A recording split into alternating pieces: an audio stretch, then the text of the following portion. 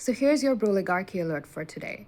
You might have heard about or read the 6,500 word long manifesto written recently by Mark Zuckerberg, in which he lays out his vision for an AI utopia. And he's basically saying that AI will do all of these amazing things. It will make us, super creative. It will be open source. It will be easily available, affordable for everyone. And basically, it will be amazing. But this is a bunch of garbage. If you hear what the critics and also what people who can think for themselves after they've read the manifesto are saying, that there are two important things that the manifesto is trying to do. And we have to know that broligarchs don't do things just for the sake of doing them. There's always a hidden agenda. So the first thing is that there's been a huge surge of anti-AI sentiment, of course, in the United States, but also more globally, given the protests and backlash against data centers and construction of data centers. And this is also actually impacting political races in the United States as it heads towards the midterm election later this year. And so to kind of combat this, anti-AI sentiment that's actually only grown over the last year, many are saying that this is Zuckerberg's attempt to sort of like challenge that narrative and paint a more positive picture for the amazing, fascinating, and inclusive vision of what AI can do for everyone.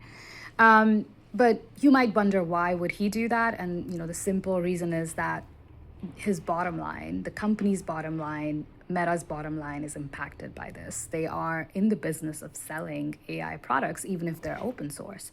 So they want people to have a more appealing view of AI. They want regulators, they want government, they want different stakeholders to have a more appealing view of AI because it impacts their business.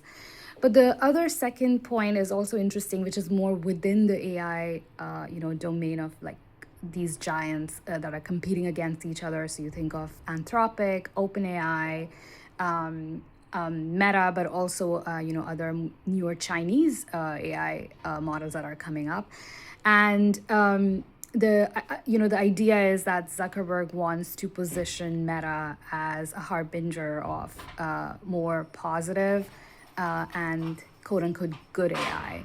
And we know that this narrative has often been used by companies like Anthropic and OpenAI, where, there's always this thing about that, we need to be in the AI race. We need to really keep going at it, because if China develops AGI, or artificial general intelligence, before, and it, uses it for nefarious purposes, then it's, all doomed for the world. And so, trust us as the American companies to actually do the good thing with AI. And that's why we need to build AGI first.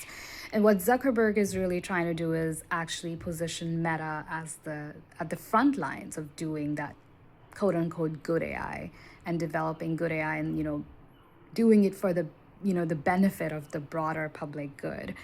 Again, it goes back to this idea of why Meta wants to do this, because it impacts their bottom line. It impacts the business, it impacts their revenues, and it impacts how people perceive their AI products. So the Broligarchy Alert for today is important because it's critical that we don't fall for these crap manifestos, and instead build our collective power, build our individual understanding, understand what is at stake, and why broligarchy, which is a confluence of capital, power, and tech, remains such a dangerous force for us in this century.